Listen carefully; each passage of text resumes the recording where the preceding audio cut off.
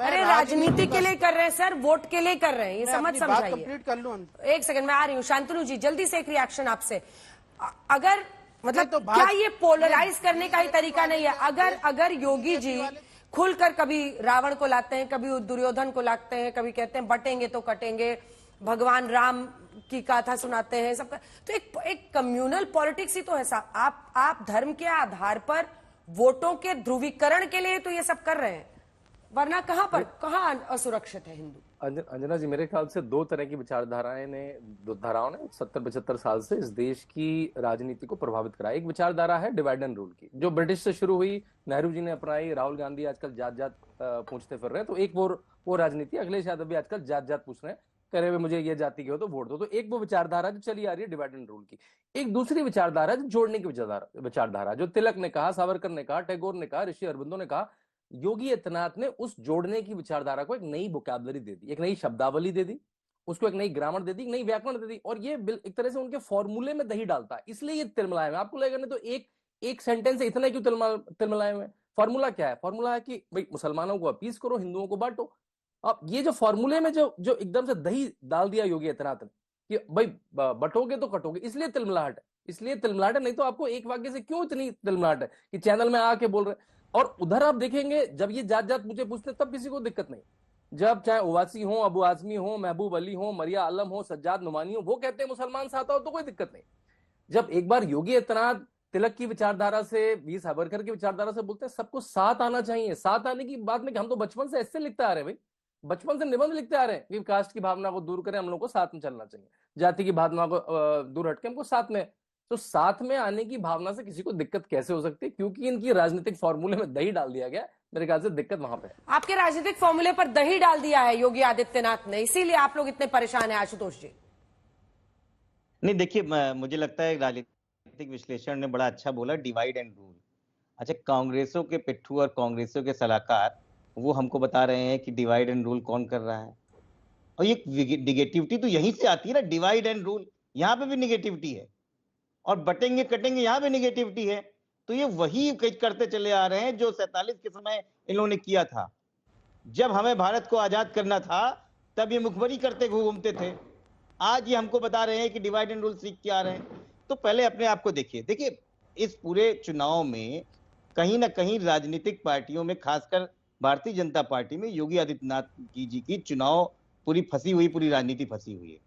अभी भारतीय जनता पार्टी ने कुछ नए नए काम किए उत्तर प्रदेश सरकार में, बटेंगे कटेंगे करके, और पीडीए की बात कर रहे हैं। इस पूरे में भारतीय जनता पार्टी और लेखक साहब सिर्फ हिंदू मुस्लिम की बात कर रहे हैं, भक्ति की बात हो रही है, पीडीए की बात हो रही है। और जिस प्रकार से चाहे 9 की 9 लोकसभा की विधानसभा की बात देख लीजिए, सारे के सारे जो पीडीए वाले बीएलओ हैं, बीएलओ जो बूथ लेवल ऑफिसर हैं, उनको साजिश के तहत भारतीय जनता पार्टी की उत्तर प्रदेश में हटाया गया है। मैं आपके लिस्ट को यहां पढ़ सकता हूं। जैसे मान लीजिए कि आप 4-5 नाम ले लीजिए।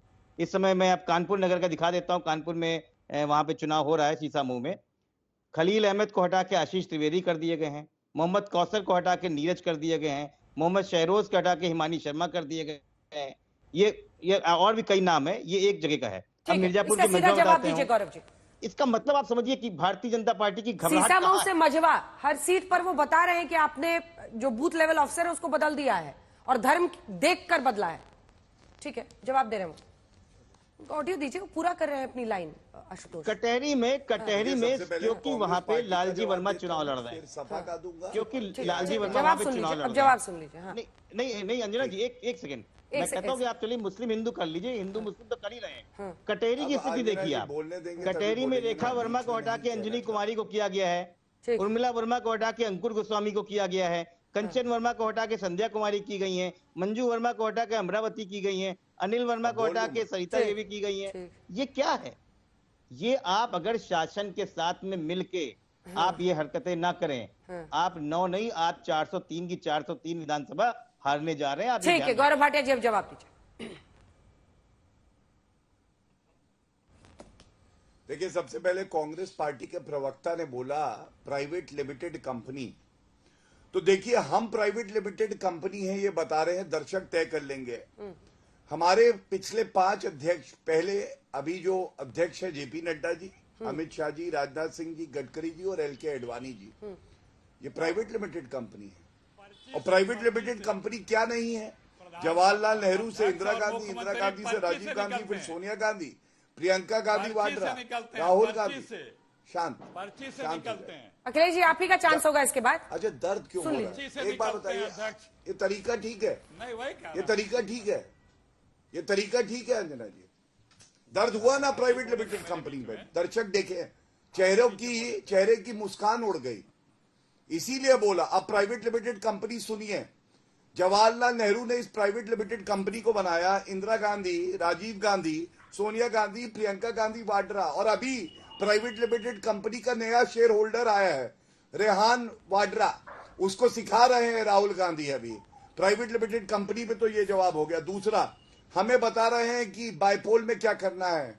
अरे लल्ला, आपको बता रहे हैं, भीख का कटोरा लेके गए थे, सपा की टूटी साइकिल, फटा टायर, उसने एक सीट नहीं दी आपको। ये आपकी राजनीतिक हैसियत है उत्तर प्रदेश में। और आप जानते हैं कि कितनी सीटें आपकी? 2 विधायक हैं उत्तर प्रदेश में 403 में, और प्रियंका गांधी वाड्रा ने ही हराया था आपको, जिनको आपने प्रमोशन दिया है।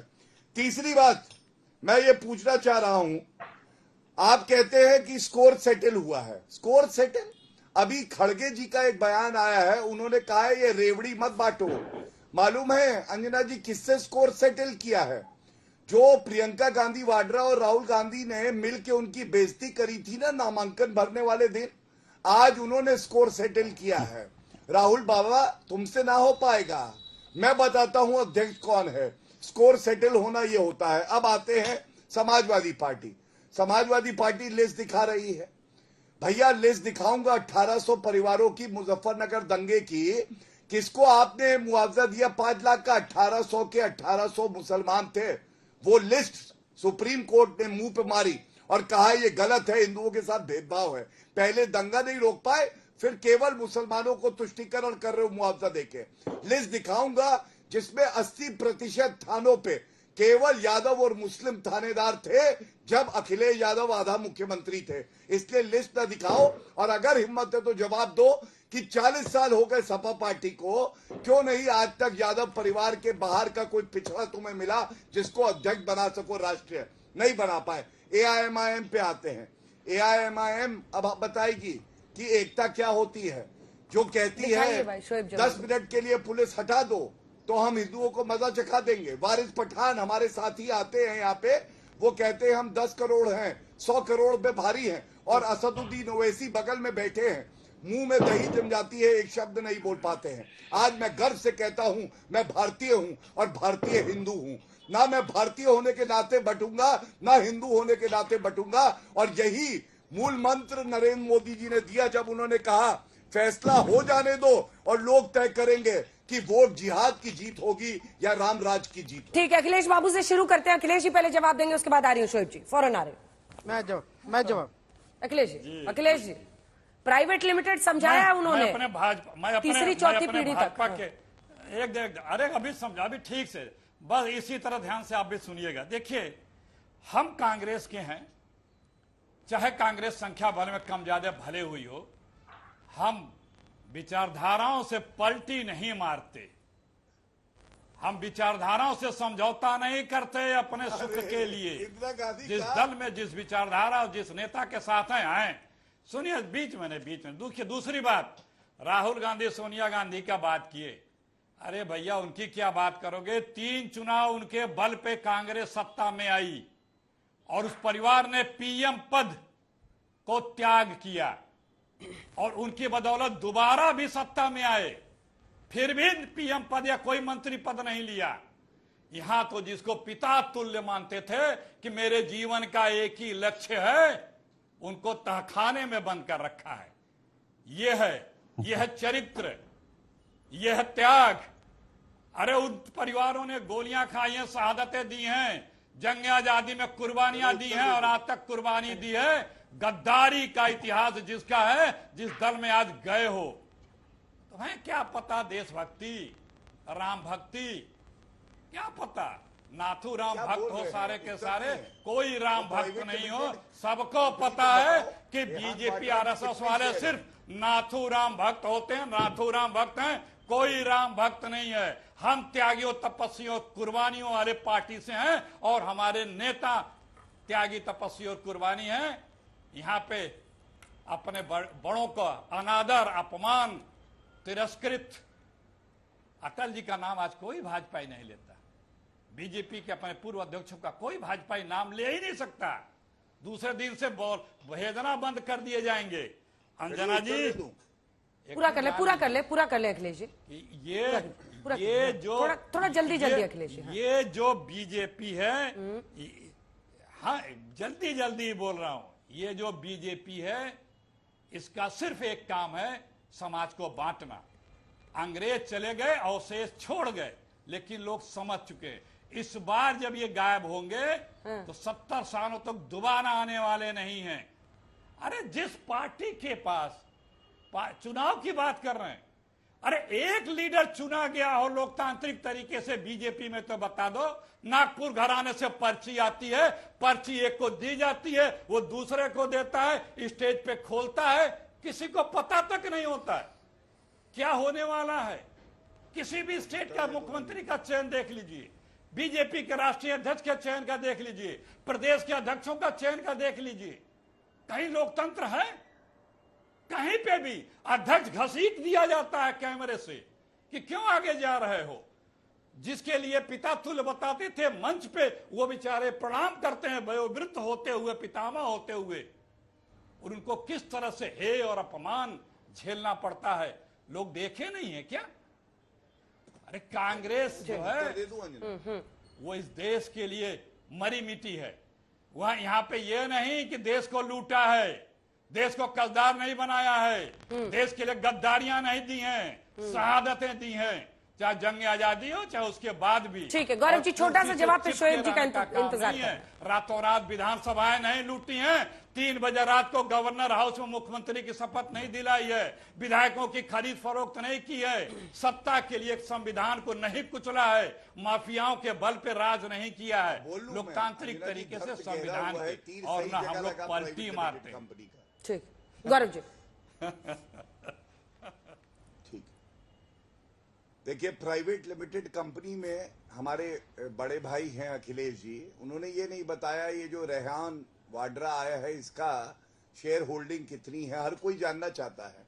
और लोग तो ये कह रहे हैं कि प्रियंका गांधी वाड्रा की एक ही काबिलियत है कि वो अपने नन्हे मुन्ने की, जो कि भविष्य का कांग्रेस का अध्यक्ष होगा, उसकी माता जी है। लेकिन इन्होंने कहा पलटी नहीं मारते हैं, पलटियां गिनी हैं। इंदिरा गांधी को सुनिएगा, राजीव गांधी को सुनिएगा, उन्होंने कहा था कि आरक्षण नहीं होना चाहिए, आरक्षण नहीं होना चाहिए, मंडल कमीशन की रिपोर्ट को लागू नहीं कर रहे थे। अब पलटी मार गए और राहुल गांधी कह रहे हैं कि कास्ट सेंसस होना चाहिए। दूसरा, अनुच्छेद 370 जब नरेंद्र मोदी जी ने हटाया और नेहरू जी की ऐतिहासिक भूल को ऐतिहासिक निर्णय लेके ठीक किया, कांग्रेस पार्टी CWC रेजोल्यूशन देखिएगा अंजना जी, इन्होंने कहा हम बहाल करेंगे अनुच्छेद 370। कश्मीर के चुनाव थे, जम्मू के चुनाव थे, हम लोग पूछते पूछते थक गए, भैया ये बताओ बहाल करोगे? वैसे तो तुम आओगे नहीं सत्ता में, झूठ बोल रहे हैं, दिखाओ। ऐसा है अंजना जी, बीच में नहीं बोला मैं। प्रस्ताव पास किया, दिखाइए आप, सिर्फ झूठ बोलते हैं। मैं अपनी बात पूरी कर लूं। 370 का समर्थन किसने किया था?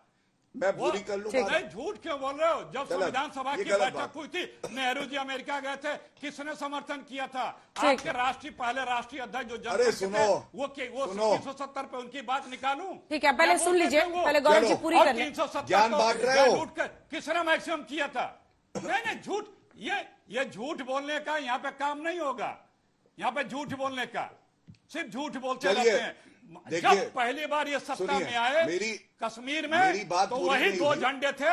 अब मोदी जी शहीद के बगल में बैठे थे और जवाब सुनिए ना, ये गलत बात है। अरे सवाल पूछने के बाद धन्यवाद दिया जा रहा था और वो मोदी जी वहीं बैठे हुए थे। अखिलेश जी अब जवाब सुनिए, उनको बोलने दीजिए ना। पत्थर चला रहे थे तो उनको जो है नहीं जब छेड़े तो सुने, कश्मीर में कौन अरे कहता था चलिए, कि बुखार पत्थरबाज में बच्चे बौखला हैं गए माफ कर दिए लग गया जाए। इनको फौजियों पे प्राइवेट मुकदमे कौन लिखाता था? अभी अभी आपका बोलना खत्म हुआ है, फौजियों तो पे लगातार कौन- आप तो बोलेंगे कौन नहीं, जो है, थोड़ा सा फौजियों रुक पे जाइए। पत्थर चलाता था। आशुतोष जी भी देख रहे हैं कि मेरा मौका कब आएगा। रुकिए, पहले शोएब जमई के पास जाना। गौरव जी पूरी कीजिए बात। गौरव जी, जब सिर्फ झूठ बोलेंगे तो क्या होगा? धन्यवाद।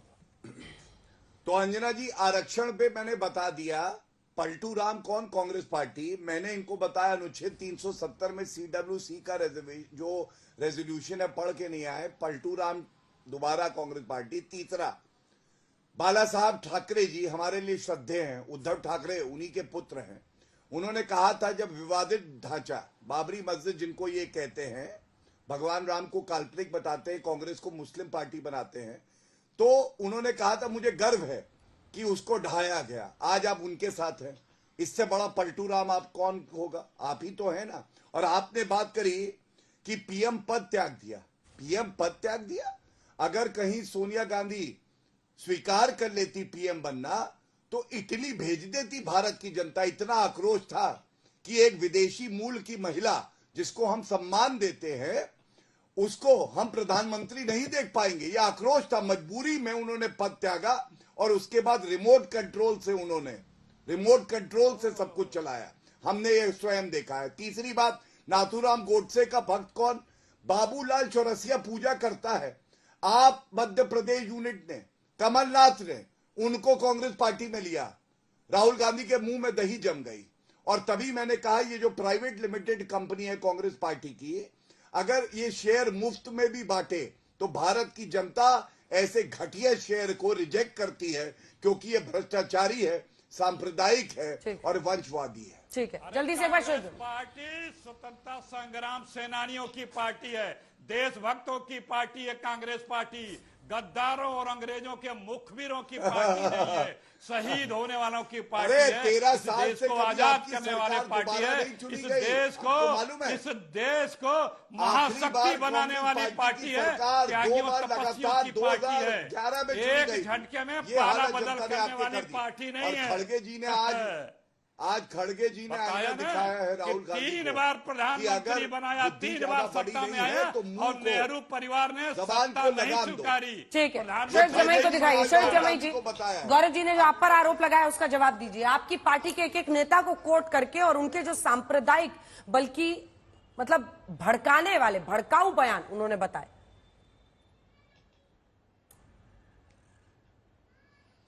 तो नीतीश राणे जो बीजेपी के नेता है कह रहे थे कि मुसलमानों को मस्जिद में घुस के मारेंगे, तो क्या वो मोहब्बत के फूल बरसा रहे थे?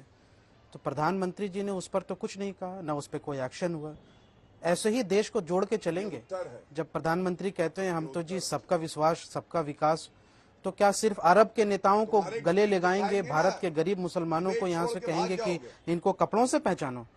और यहाँ पे ये गौरव भाटिया जी का मुझे बहुत पसंद थे पहले। ये देखिए क्या कह रहे हैं। ये कह रहे हैं गौरव भाटिया जी कि मोहन भागवत जी को जो है संविधान सीखना चाहिए और देश में जितने भी दंगे होते हैं वो आरएसएस करवाती है। ये गौरव भाटिया जी है ना, ये दिखाइए जरा जूम करके, ये जो जूम करके दिखाइए ना, ये गौरव भाटिया है ना। सुनिए गौर से, मेरा टर्न है ना भाई, सुनिए। पूरी तरह से उपयुक्त है। इससे पहले भी उन्होंने ऐसा ही बयान दिया था। और सबसे चिंताजनक बात यह है कि जो भाजपा की सरकार विकास का मुद्दा लेके आई है, वो और श्री नरेंद्र मोदी जी ऐसे बयानों पे चुप्पी साधे हैं। गौरव जी आपका एक पुराना बयान सुना रहे नहीं। और अरे तो क्या ये कहते हैं कि देश में जितने भी दंगे होते हैं वो आरएसएस भाजपा करवाती। अब बताइए कौन से गौरव भाटिया ठीक है? तब तो भाई कोई विचारधारा है आपकी? पलटू राम है क्या आप? आपकी कोई विचारधारा है या नहीं है, या कभी भी बदल देते हैं आप अपना पाला? तो भाई साहब आप बयान मत दो कि कौन किसने बयान दिया, वरना आपके भी पुराने बयान आप खाते थे। अरे हमारे नेताओं के बयान की बात कर रहे हो। तुम्हारे 10 साल पुराने बयान चला रहा हूँ मैं, और इसमें आप जो कह रहे हो ये सुनो ना, पूरे देश की जनता को सुननी चाहिए। इसलिए बयानों पे मत जाओ। बताओ ना, बयान तो बहुत मेरे किए हैं को तो आज तुमने। गर्व है। चाहे मैं भाजपा आरएसएस के खिलाफ जो आपने बयान दिया है, ये देश की जनता को सुनना चाहिए। बात का चलिए ठीक है। गौरव जी एक छोटा सा इसका जवाब दे दीजिए, टाइम कम है। गौरव जी जवाब दीजिए। गौरव जी जवाब दीजिए। तुम तो तब भी सांप्रदायिक थे, अब भी सांप्रदायिक हो। सुनिए अंजना जी, मैं एक बात बताता हूं, मेरा ये तब का बयान सुना रहे हैं जब मैं दूसरी पार्टी में था। मुझे तो गर्व इस बात का है कि भारतीय जनता पार्टी ने मुझे स्वीकारा, मुझे एक मंच दिया, और आज मैं देश प्रेम करने वाली पार्टी में हूं। ये तो वो है जो 11 रुपए की बिरयानी खाते थे मुफ्त की, और शाहीन बाग में जब ये चुनाव लड़े तो इनका क्या हश्र हुआ बताइए। और इनके शब्द बता दूं, सर्वोच्च न्यायालय का फैसला अरे आया एक सेकंड शोएब राम जी, ये मंदिर शो पे, गौरव और भाटिया उसके बाद के इन्होंने कहा मैं गौरव सर्वोच्च भाटिया पर न्यायालय नहीं का है, फैसला नहीं मानता हूं। ये शो गौरव भाटिया पर नहीं है कि गौरव भाटिया ने क्या किया। आप भी कहां कहां तो ये घूम घूम नहीं के समझ पहुंचे हैं ना ओवैसी साहब की पार्टी में। ये भी पूरा आपने 5 मिनट बर्बाद कर दिया एक पुराने बयान को लेकर। इसी वजह से अब हम किसी की प्रतिक्रिया नहीं ले पा रहे हैं।